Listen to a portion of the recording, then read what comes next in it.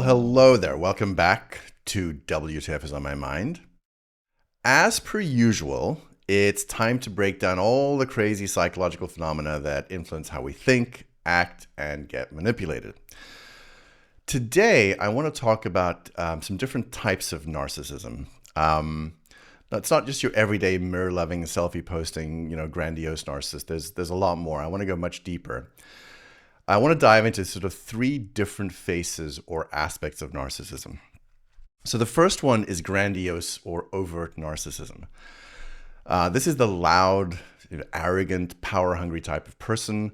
The second thing is covert, vulnerable narcissism. It's the insecure, passive-aggressive, like woe is me narcissist. And then finally, and most importantly for the discussion today, is the communal narcissist. This is the most deceptive of all of them, because this is the selfless, morally superior, manipulative do-gooder. And then I also want to look at why we keep falling for communal narcissists and how they infiltrate cults, religions, charities, and politics to control and manipulate people. So let's start with grandiose or overt narcissism. I think this is the one people know the most. This is the classic, power player. It's known as overt narcissism because it's also more obvious. This type of narcissism is characterized by, bold, arrogant, and dominant behavior. And there's a bunch of traits and behaviors. The first one is extroverted and attention-seeking. These people love to be in the spotlight and they love to be admired. And I'm sure you've seen people like that. You may know people. They just need the limelight desperately. The next thing is they have a superiority complex. They believe they're smarter, better, more talented than anybody else. They always think they're the smartest person in the room. The next thing is a lack of empathy. They dismiss or ignore others' feelings. It's not even that they think about others' feelings. It's sometimes that they just don't even know that other people have feelings. So it can be pretty extreme. The next thing is they're manipulative and exploitative. They can use their charm or power to control people. They can cajole people with their charm, or they can induce fear in people to control them. Also, these people are highly competitive. They need power, success, and dominance. Another characteristic, they do not handle criticism well. They'll often react with rage or dismissiveness when challenged. Like if you get anywhere near their insecurity, you're kind of screwed. They're going to get very, very angry. And then they're also, as I said, charismatic and charming. They often appear confident and persuasive, which makes them very successful in leadership roles. So here's some examples of, overt narcissism, grandiose narcissism. The TV show House of Cards, Frank Underwood. This guy was power hungry, manipulative, and completely lacking in empathy. I think it borders much more on psychopathy. Another example is in the movie Inglourious Basterds. Hans Landa, extremely manipulative, charismatic, and very sadistic. And also he revels in his superiority and control. And another obvious example is the Wolf of Wall Street, Jordan Belfort. Very charming, very persuasive, thrives on excess, and manipulates others for personal gain. Now, I know a lot of people look at the political landscape and go, oh yeah, Donald Trump, right? Yeah, I think so. But the thing is, and this is going to get me into covert, overt is very, very obvious. You can look at someone like Donald Trump and say, oh my God, he's such a grandiose narcissist. Yeah, absolutely. But it's obvious. It's the covert that's less obvious. Somebody like, just as a reminder as I talk about these things, if you're on YouTube, you haven't heard my 1-minute opening on my audio podcast platforms where I talk about, knocking over sacred cows and offending people. So you're likely going to get offended in this episode. Somebody who's much more covert is somebody like Justin Trudeau. Very soft-spoken, very seemingly vulnerable, very, very sensitive, I think both show tendencies of narcissism. They're just very different. The one is overt and grandiose. The other is covert and vulnerable. Okay, let's get into covert. So this is the silent manipulator. And it's called vulnerable narcissism because these people seem very vulnerable. This type of person is more introverted, they're hypersensitive, and they can be passive aggressive. So some of their traits and behaviors, they're insecure and sensitive to criticism. They're easily hurt by negative feedback, and they often feel very victimized. They may lash out in rage like Grandiose, but they may just brood for a long time. And as I said, passive aggressive, they may not express things clearly. They express their anger or resentment in indirect ways. You know, maybe the silent treatment, like suddenly the person doesn't talk to you, or some kind of weird backhanded compliment, which sounds good, but it's got some shitty stuff in there as well. This kind of person also feels deeply unappreciated. They believe they deserve far more recognition and they're not receiving it. And sometimes they'll let you know that they're not getting what they should be getting. They tend to be withdrawn and socially anxious. So unlike grandiose narcissists, they may avoid social settings because they fear the criticism. And here's the thing that's interesting.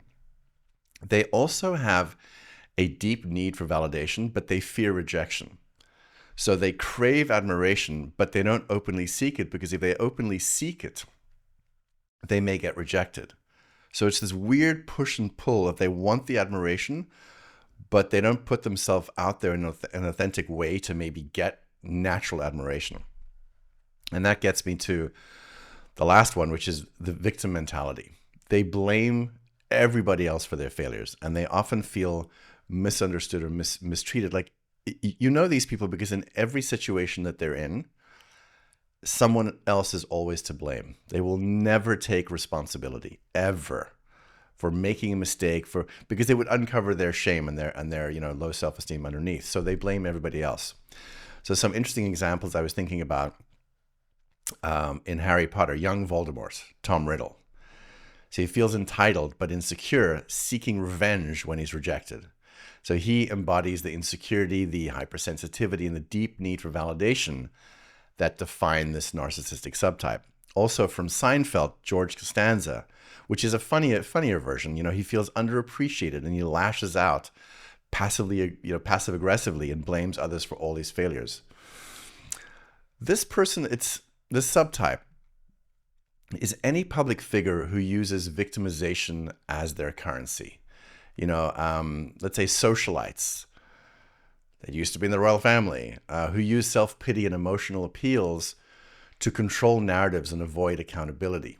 You know, business figures mask narcissistic tendencies behind a fragile, misunderstood genius persona. Like if you see somebody who's like, you know, this real genius in their field, but they have these very strong narcissistic tendencies, but it's behind this sort of fragile sort of nobody understands me, nobody understands what I'm trying to do for the world, nobody understands what a genius I am, you know, that kind of thing.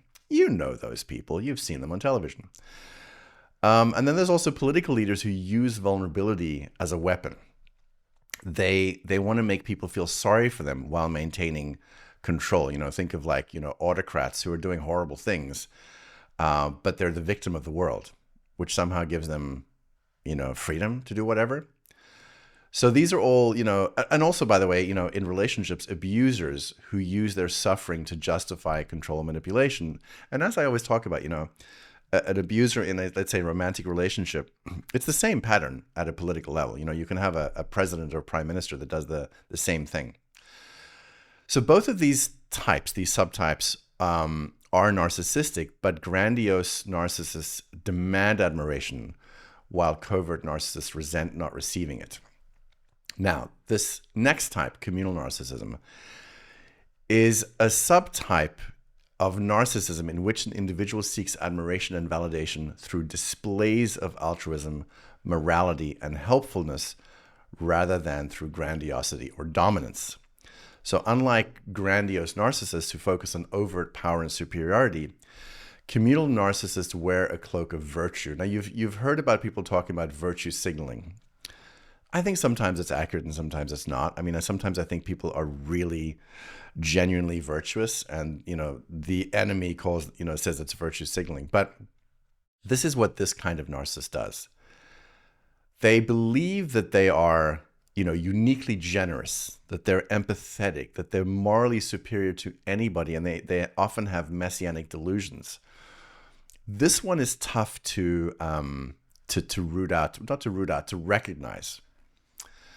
So again, picture this, like, someone who's always talking about how generous they are, how kind they are, how moral they are. I mean, think about the people they're always talking about, acts of kindness that they're doing.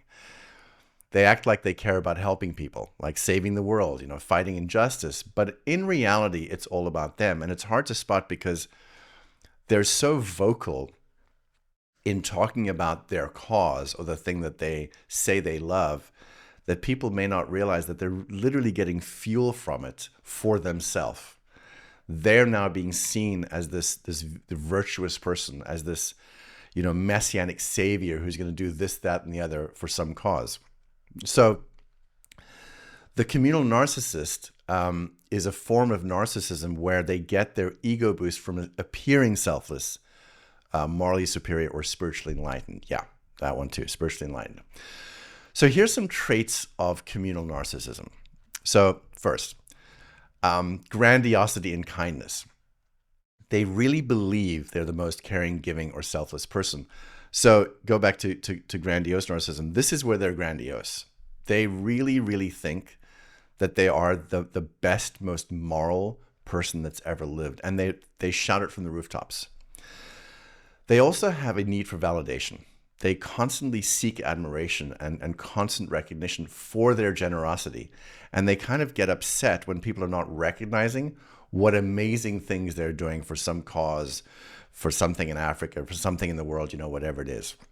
The other thing they have is moral superiority. As I said, they view themselves as morally, ethically, or spiritually superior to all others. I mean, all others. They're like up there with, Mother Teresa, the Pope kind of thing.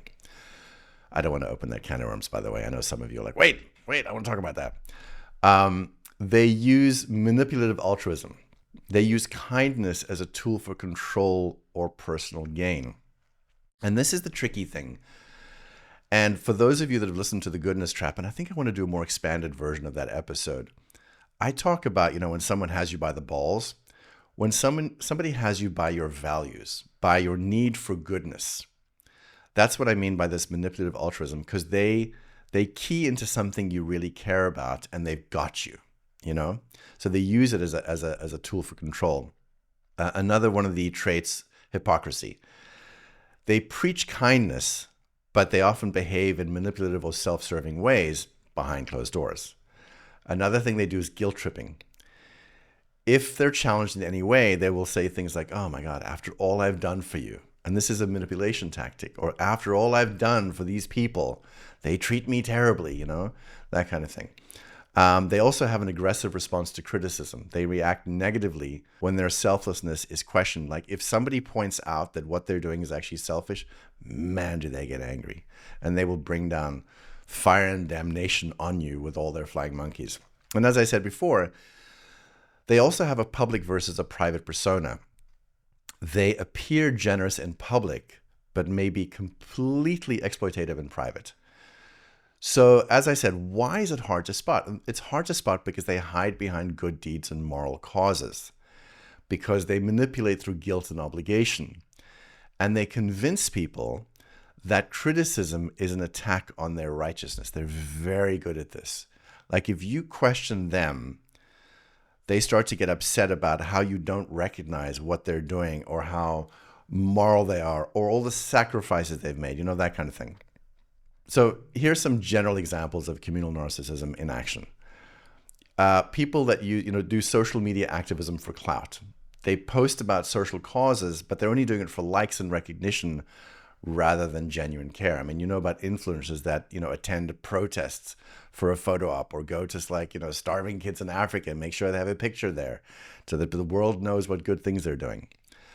The other thing is overplaying philanthropy.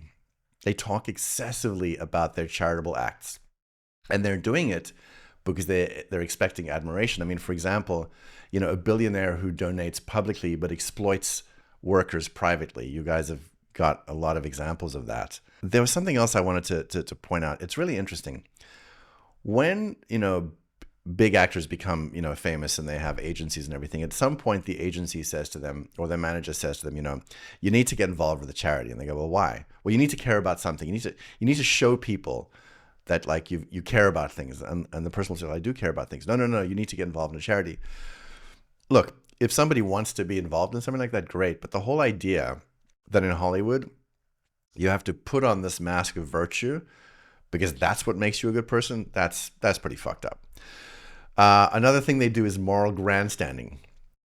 They act as though they're the only person who truly cares about justice. I mean, there's great examples that have happened actually in the last few decades. A public figure who shames other people for not donating or contributing to this thing where they may be doing so little themselves. There's also manipulative selflessness. They're helping others, but they're keeping score and expecting something in return. A good example is a friend who constantly reminds you of how much they've helped you in your life. And this is to guilt trip you. It was so interesting in Nixium. One of the things, whenever I sort of stood out of line, so to speak, they would say things, it's just a shame that you don't recognize like how much Keith has done for you in your life. And I was thinking, well, I did have a few decades before I got here. But the whole thing is, even questioning that was evidence of my terrible, terrible pride and my lack of appreciation for the great Vanguard having fundamentally changed my life. Now, actually, in retrospect, he did actually fundamentally change my life. That's why I'm talking about the shit I'm talking about right now. Another example is private generosity, but private neglect. They're being outwardly kind, but treating close friends or family poorly. There's a lot of examples of this. Let's take a charity CEO who's praised for his or her humanitarian work, but is abusive behind closed doors. You've heard stories about, pastor's family where the pastor is seems so benevolent, but is really doing horrible things behind closed doors. So let's look at a few real world examples of communal narcissism let's take cults, religions, charities, and politics. Obviously, communal narcissism is very common in cults, particularly in the leaders and their inner circle. I should know something about this. So cult leaders often portray themselves as selfless, enlightened, or morally superior while actually seeking power, control, and admiration. This is the whole cloak of goodness that I keep talking about. Here's a few interesting examples. Obviously, I talked about Nixium. Raniere claimed to be the self-improvement guru, and everything in his life, the way he spoke about it and the way other people spoke about it, was that he was making all these sacrifices personally to help people reach their full potential. It was actually hurting him to stay up for days and days and days, which is actually bullshit, to help the world, to help people. And that when somebody wasn't taking his advice, it was actually on some kind of weird systems energy level actually causing him pain. So there was this claim of goodness, but of course, underneath everything, he created a secret, sex cult, branding woman with his initials. So he used empowerment as a disguise for manipulation. Another example could be Osho. Osho promoted peace, love, and, spiritual enlightenment, all the while collecting dozens of Rolls Royces while his followers lived in absolute poverty. And then, underneath the surface, his cult poisoned an entire town to control local elections. So yeah, I would say that's a mask or a cloak of goodness, covering some shit up. So why does it work? Why does communal narcissism work in cults? This is so interesting. And I think it's because they appear harmless. Like, followers don't realize they're being manipulated because the leader looks so kind and selfless. I was looking at a reel that Nippy on Ames posted the other day, talking about how Raniere was so soft-spoken. He was very soft-spoken. He rarely ever raised his voice. And when you were in the thrall, it could never occur to you that somebody that was so seemingly gentle could be malevolent. Another reason why this kind of narcissism works in cults is because the cult uses guilt and obligation. As I said, followers feel indebted to the leader for their supposed generosity. So there's this need to be grateful. When you're working on yourself, when you're doing gratitude journaling, you want to be grateful. So it could be a horrible trap. Another reason it works is because it creates an us and them mentality. I've talked about this a lot on this podcast. Critics of the cult are framed as evil, and this makes all the followers more loyal. And then they weaponize morality. The leader claims only they have the moral high ground. So another context is in religions. You look at religious abuse. You've heard about these fake prophets, these televangelists who promise miracles for money. They claim to be servants of God, but they live in mansions and fly private jets. And they manipulate vulnerable people into donating all their life savings. And if they're criticized, they play the persecuted servant card. Like, I'm doing all this for humanity. I'm doing this for the planet. The evil forces are just constantly after me. And the more light that I shine, the more they're after me. I don't know. Maybe the FBI is after you, motherfucker, because you're doing some bad shit, Just saying. Another context is charities. This one I find so interesting. I'm going to say charities and NGOs. Charity manipulation is so interesting. This is like the guilt trippers. These are, fake humanitarians, people who start charities just to boost their public image. And then they use donations for personal gain while pretending to help. Another thing I was thinking about with charities, I should say, yes, charities, but good causes, masks. I was thinking about carbon trading. Now, this is going to upset some people. So I don't know if a lot of people know that oil companies pollute like fuck and are heavily invested in carbon trading because they make money with carbon trading as well. So they get to pollute a whole bunch. And then they wear this virtuous mask of, yes, we need to do carbon trading and cap and trade because, we need to save the planet. You don't care about the planet. You're like dumping toxic shit everywhere. But now you're also involved in a trading scheme that's going to make you a shit ton of money. They're making bank. And the thing that's so interesting is if you question carbon trading, you're a bad person. Like me even having this conversation, I must be a Nazi. I must be like a right-wing polluting fanatic, a climate denier. I must be something. Because they've put on the cloak of carbon trading so that their shit doesn't stink. But it does stink. The same people polluting are heavily, heavily invested in cap and trade carbon trading because it makes money. They're trading on that air because they can make a lot more money, And then I was thinking as well, and this is really interesting, I came across, just to talk about, philanthropy for a moment, because I include philanthropy in charities. Now, I'm going to talk about somebody, and this is such a partisan issue, but this article is from 2004 in the LA Times, and it talks about George Soros. Now, on the one hand, one political party believes that George Soros is like the answer to everything. Another political party thinks he's a reptilian. I don't know.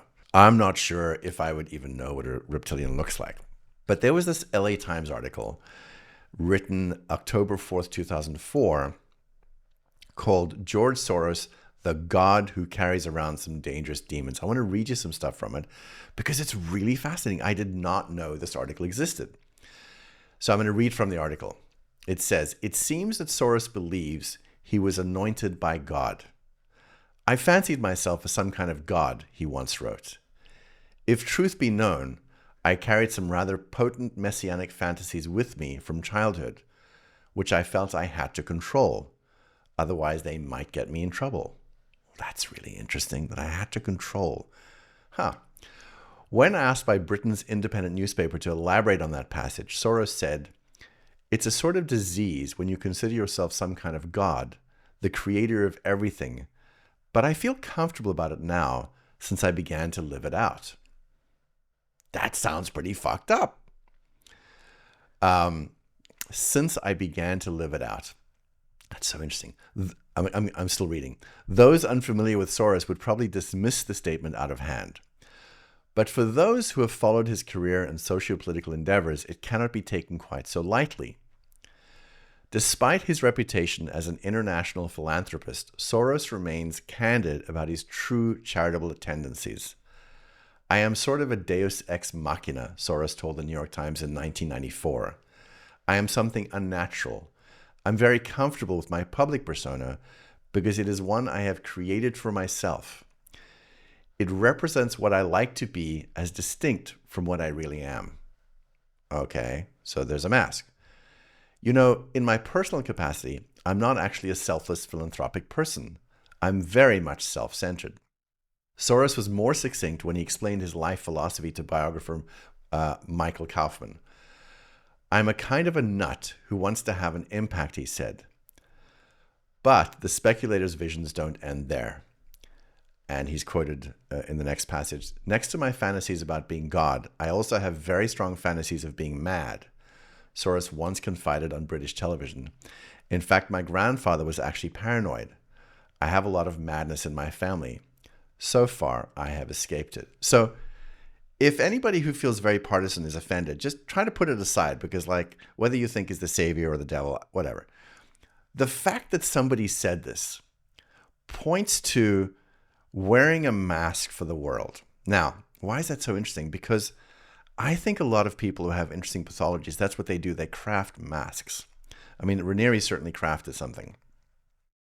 That shit is really disturbing because you have somebody basically admitting that they're not the person they present themselves to be, who has massive influence. I mean, everybody's crying right now about all these billionaires that have massive influence. Yeah, okay. Let's look at this one too. Let's look at all of them. Let's look. Are they saying things like this? Because that shit's really, really fucked up, if you ask me. I think I'll post the link in the show notes because some of you guys may be like, that's not true. He couldn't have said that. I'm like, he did, according to the newspaper, unless the LA Times is wrong. But I think back then they were, a good rag back then. I think I could be wrong. So another context, politics. And this relates to what I just said about Soros. This is the selfless dictator. It's the leader who paints themselves as the people's hero. They claim to care for the poor while they're hoarding wealth and power. It's always so interesting to me, for instance, when people want to fight for socialism and fight for communism, and they convince the public that that's what we want. Wealth is not shared amongst everybody. The rich still maintain the wealth, and the people in control have more power. But now the populace believes that now we're sharing in the wealth. No, you're not sharing in the wealth. You're losing more of it. Because even though they have a different name now, so they said, well, capitalism is bad, and this version of socialism, Marxism, communism, whatever is good, you're gonna benefit. I mean, I'll never forget, and this is gonna just piss some people off, but I'll never forget when Mozambique shifted from the government that was in power, which was the Portuguese at that point. The Russians came in and they promised everybody, a house and 2 cars and a garage and everything that the white Portuguese had. They promised them that. And so the people were like, yes, revolution, that's what we want. Mozambique got destroyed. I mean, I'll never forget the stories I heard because my dad was in intelligence and, he told me a bunch of stuff. And I went I went to Mozambique a while after the revolution. And there's bullet holes everywhere. But the other thing was the Russians were using the populace. So the Russians would send their medical students to Mozambique to basically train them on the populace. So these were not full doctors yet. These were students that were going to Mozambique, and they did some pretty horrendous things to the populace, and that was their training grounds. So it didn't actually work out that well for them back then, and people still had a lot of power. So when you change the political name, I don't know that it depends, because if you have psychopaths in power, they're still going to work their way to the top of that system. Anyway, it's sort of related, but I digress slightly. But yeah, these people claim to care for the poor, but they're hoarding the wealth and power.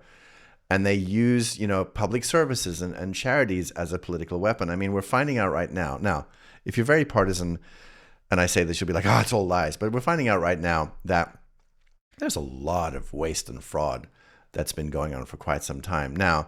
And this, again, is this partisan thing. I mean, there are people saying, no, it's all a lie. It doesn't exist. None of it. Wait, I thought we were about rooting out corruption. No, we're not. It's not corruption. It's good. I'm like, oh my God, it's so fucking confusing right now. I don't feel personally confused. It's confusing listening to all these voices that are now standing for shit that's really bad. I mean, there are people standing against audits. Audit bad. Whereas like the year before, audit good. See? It's crazy. It's very, very crazy.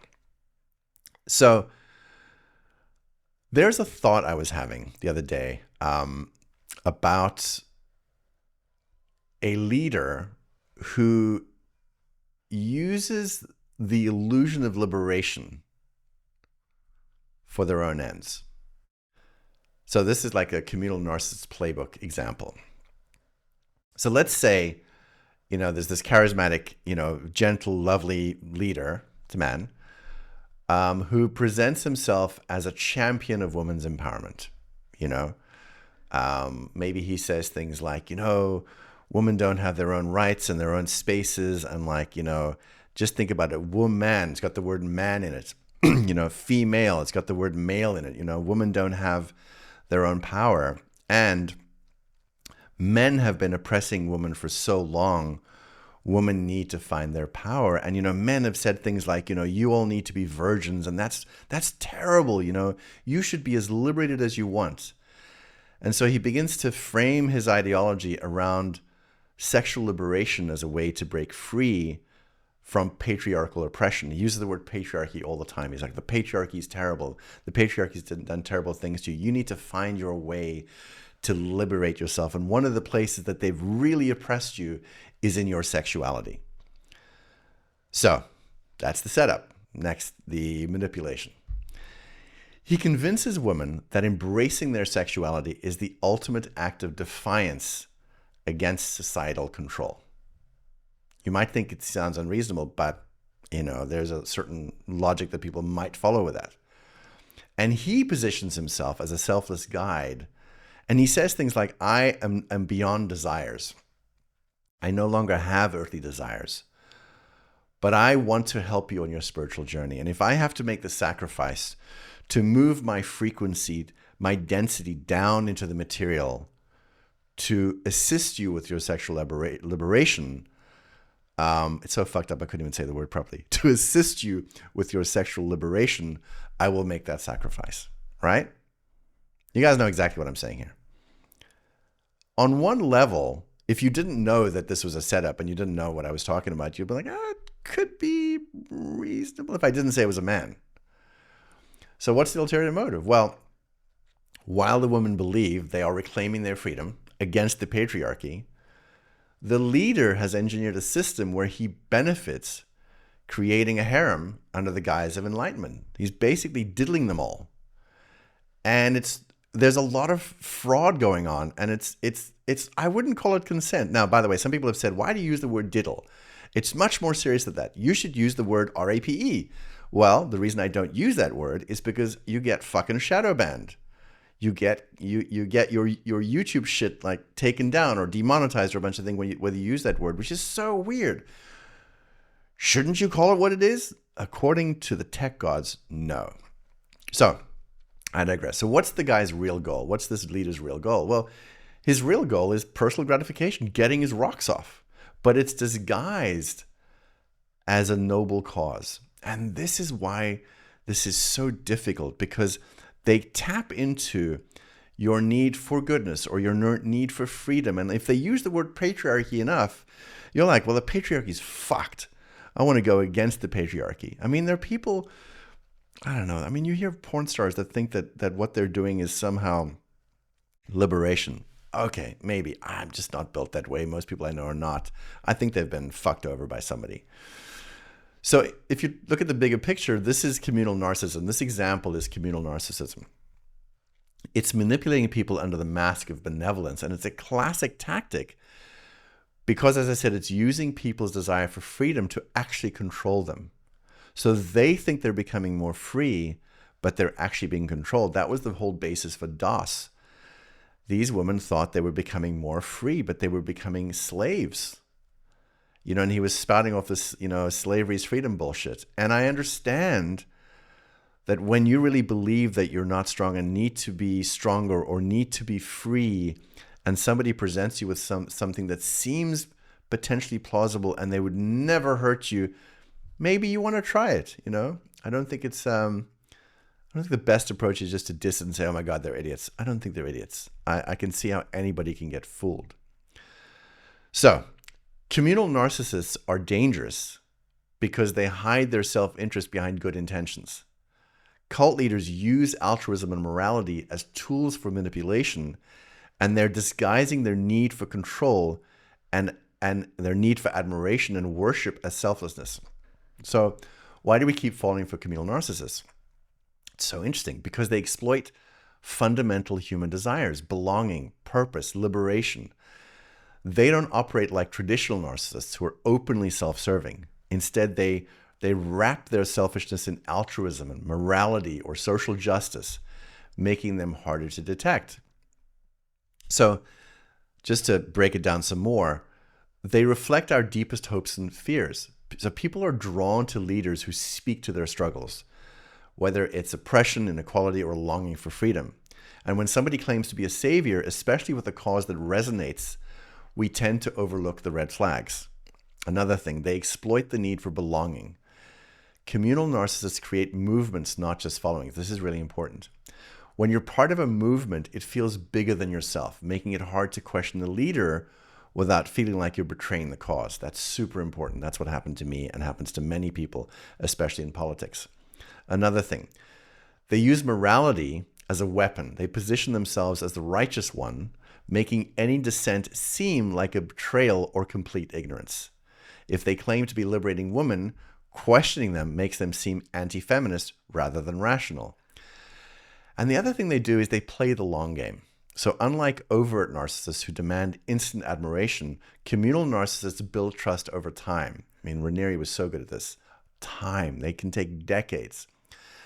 They create elaborate philosophies and systems of belief that make their followers emotionally and intellectually invested. And that's very hard to break out of because you start to think, as I've said to you before, that the ideals and the leader are one. The ideals and the movement are one. And then they also offer a shortcut to meaning.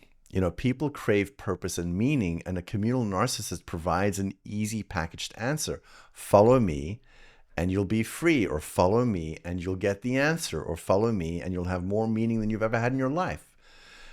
And many would rather believe in the illusion than admit that they've been manipulated. And I'm seeing that now in the last few years. There's a lot of things coming to light and people don't want to admit that they were wrong. They want to hold on to the illusion. So, you know, just another way of looking at it, you know, why can't we break free? You know, part of it is cognitive dissonance. Admitting you were deceived is painful. So people double down instead of questioning. And then there's also community pressure. You know, followers fear losing their tribe if they leave or speak out. You know, you don't want to be shunned.